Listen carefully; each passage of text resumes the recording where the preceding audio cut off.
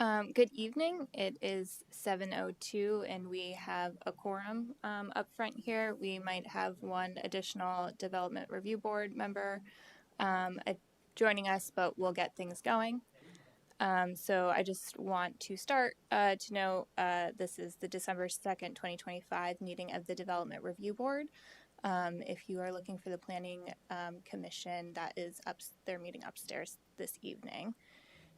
And I will start by introducing myself. I'm Quinn Mann. I'm the Vice Chair of the Development Review Board, sitting in for our chair this evening, and our other members, Charlie Johnston, Ted Lensky, and Frank Kokeman. And just want to know on participation this evening. If you're joining us in person, make sure that you sign in at the clipboard in the back. That will register your participation with us. If there's anyone online that is participating, you will want to register your participation by either putting your contact information in the chat or by emailing your contact information to Marla Keene. And her email address is mkeene, that's MKEENE, at southburlingtonvt.gov. And that leads me to forgetting my introductions. To the right of me sits staff, Marla Keene, and I'm so sorry, Alex Levin. Thank you so much. And that is all our housekeeping. So first item on our agenda this evening, emergency evacuation procedures. So in the back of the room, you'll see two exits. You exit out of those doors, turn right or left, and you will find exits, and you can leave the building that way if needed. Agenda item number 2 is additions, deletions, or changes in order of the agenda items. None. Yep, not hearing any. And item number 2 is announcements. Any announcements from board or staff? No. Okay. Number 4, comments and questions from the public not related to the agenda. So just while we're on that point, I will note that if you have any comments regarding the applications that we're reviewing tonight, an opportunity for public comment will be given at the end of the hearing those applications. So the board engages with the applicant first, and then we open it up for public comment. And with that, we will get to our first application that's on the agenda this evening. Agenda item number 5, which is miscellaneous application MS2502 of SBRC Properties, LLC, to alter the grade for the purpose of establishing a new grade and facilitate future development at 72 Randall. And who is here for the applicant? Dave Marshall from Civil Engineering Associates. Okay. And Tim McKenzie from South Burlington Realty, SBRC Properties. Excellent, thank you. And so I will swear you both in for this application. So if you want to raise your right hand, Tim, we can't see you, but I'll have you say you do on this one. So do you swear to tell the truth, the whole truth, and nothing but the truth under penalty of perjury? I do. I do. Excellent, thank you so much. So what we have is a kind of straight, yeah. Can I interrupt? And if it pleases the board and the chair, the second item on your agenda also tonight is related. They basically are interrelated in regards to the proposed activities. And I was wondering if you wanted to open up that second one and have the hearing simultaneous for both applications. Yeah. So is that something that would make sense? Okay. Yeah, if you'd like to. If board members have, very specific comments, maybe not, but. Yes, these directly relate to each other and refer to each other. So thank you for the suggestion, Dave. So we will also open agenda item number 6. That is miscellaneous application MS2501 of SBRC Properties, LLC, to alter the grade for the purpose of storing soil material removed from the adjacent property at 72 Randall Street. at 284 Meadowland Drive. Staff, my question here is, do I have to swear them in again? Yes. Okay, I'm going to do that again. Maybe you were foreseeing that as well. So again, on this one, Tim, we're going to you as well. So do you swear on this application to tell the truth, the whole truth, and nothing but the truth under penalty of perjury? I do. I do. Excellent. Thank you, guys. And so, yes, we've kind of established that these projects are interrelated. The applicant provided a helpful kind of overview of the history in their cover letter they provided with these applications. But for the purpose of providing some context at the meeting, do you want to give a brief overview of maybe just the history and kind of what we're doing here? Very good. And I wonder if staff might be able to pull up the plans for the application just to orient everybody in regards to location and anybody from the public here that would like to comment so that we can make sure we get off on the right foot in regards to location and neighbors and all of those things. So I will patiently, here we go. So this is essentially a parcel map of the general configuration of the Meadowland Business Park.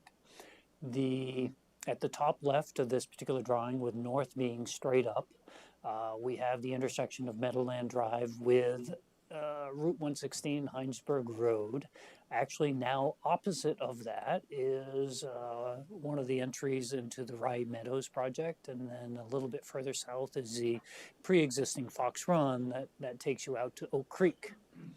And in this particular case, opposite or east of the Fox Run intersection is generally the site location. The proposed lots that are associated with these two applications is Lot 1E and 1B. So historically, this particular site, which essentially was originally 1C, 1E, and 1D, was the receiver location of approximately 40,000 yards of material that came out of the reconstruction of Kennedy Drive. So this dates back to 2005, 2006 era, at which point the fill that was placed in these areas was intended to be temporary. The owner of the property and the construction company, happened to be both co-owners, said this would be a wonderful resting place for this material until we can resell it. Well, here we are 20 years later and hasn't been resold, but ultimately the permitting with the city has gone through temporary fill permits that eventually, with no activity, was asked to make them permanent fill. The permanent fill permit came with the caveat that any future development on these lots would be subject to computing the height of the building based not on the fill and going up from there, but based on the original grade before the fill was placed. So with the fill heights ranging anywhere from 8 to 14 feet on Lot 1E, it created a handicap for the developability of this lot. And now we come before the board seeking to modify the grade on Lot 1E and to actually fill in some low spots on Lot 1B with that material moving from one area to the other. So that's why we asked for the two miscellaneous permit applications to be heard simultaneously, because essentially we're taking material from one, placing it on the other, and with that seeking to make Lot 1E more developable, I'll leave it at that. So I think that's the quick overview in regards to the applications that are pending before the board, and we're very interested in questions so that we can help you fill in any blanks associated with the applications. Yes, thank you so much for that overview. So what we have in our packet is two draft decisions. Again, these are miscellaneous applications for the swapping of fill, as Dave described, and there's not a known future development at this time. Correct. And so that's kind of why we're viewing this in isolation, which is, just to kind of facilitate in the future. So with that, board, is there anything that jumped out of you in either draft decision? I have a general question about the impact. Marla, I looked, but I think I just missed it. There's been a change in the regulations that allow for this recomputing of the of height. Is that right? So the way height is calculated has changed slightly, but it doesn't affect this application directly. And I made this face because I forgot that I wanted to print you a copy of the amended LDR. So I apologize for that. Well, I guess I still have the factual question. If I understood you correctly, you'll be increasing the potential height of any structure by as much as 14 feet from what it would have been if you had followed a strict construction of pre-construction grade.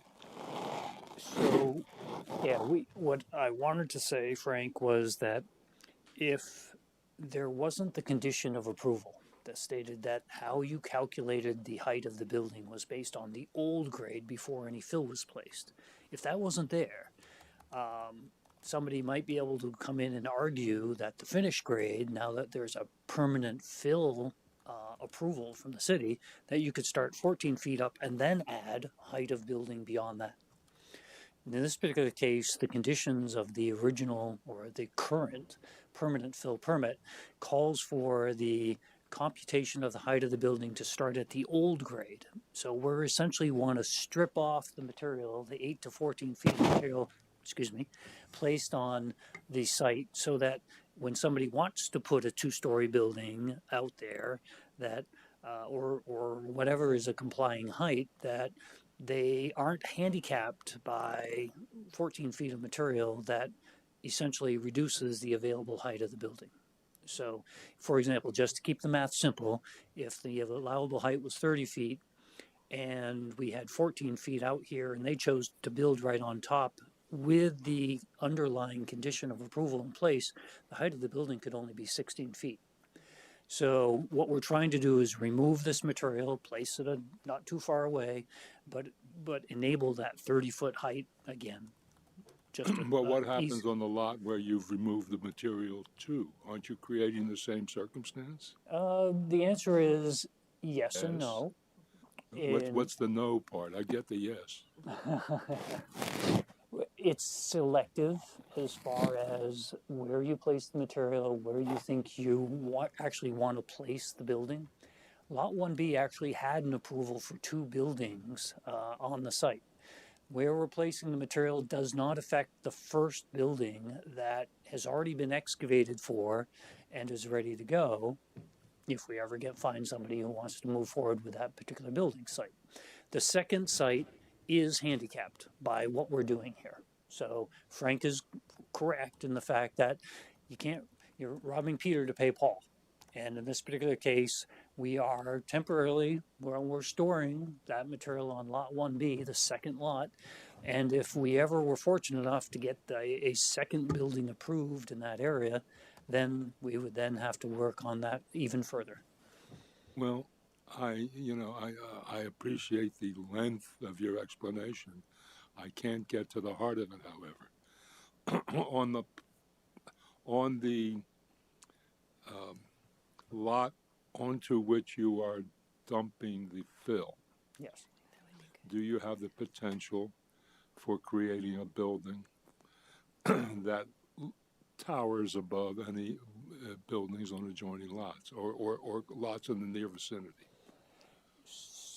The answer is no, because for a totally separate reason, that particular lot is subject to the view protection zone from Heinsberg Road. So what's up on screen right now on the left-hand side is Heinsberg Road. And as you look to the right or to the east, there is a view protection zone that limits how high your buildings can be, specifically because we wanted to maintain the view from the highway out to the mountains to the east. So it's very open area, very nice in that regard. So anything that we do there is not only,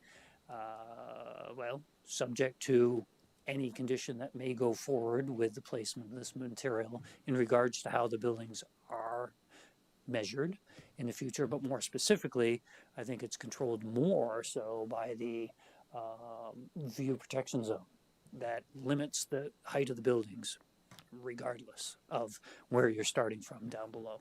You concur in that explanation, Marla? That's correct. On All right, that's good enough. okay. I won't beat it anymore. Right?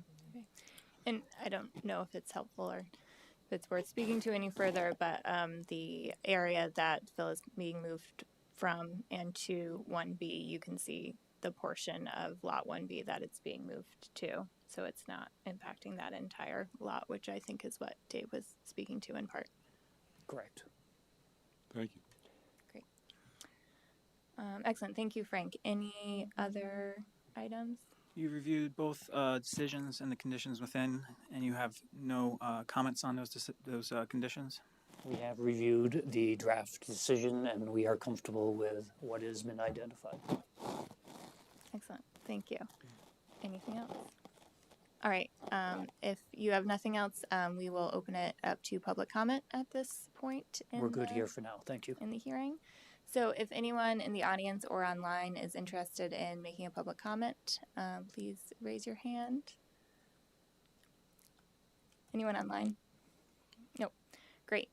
So with that, I would entertain a motion to close both MS 2502 and MS 2501. So moved. Second. Excellent. All those in favor? All right. Aye. Opposed? Abstain. So hearing is closed. Thank you so much for your time, and you'll be hearing from us, I think, pretty soon. Thank you for your time. Yep. Thank you. Thank you. Yes, thank you, Tim.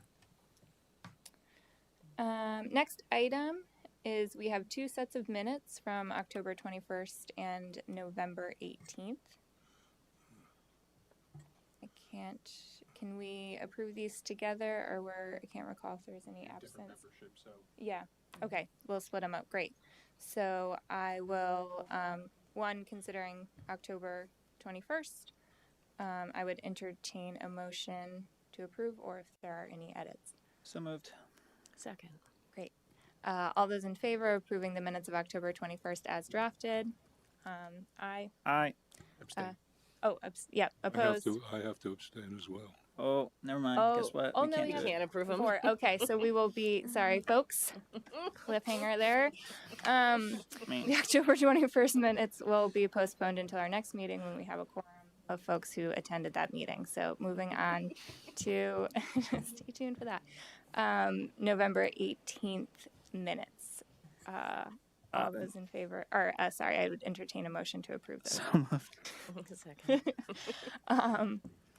And Quorum on this one. yeah, all those in favor? Aye. Aye. Any Aye. abstations? Nope. Okay, and so the minutes of November 18th are approved. And with that, I don't know of any other business we have this evening. Nope. Okay. And with that, we have closed the meeting at 7:20 p.m. Are you here for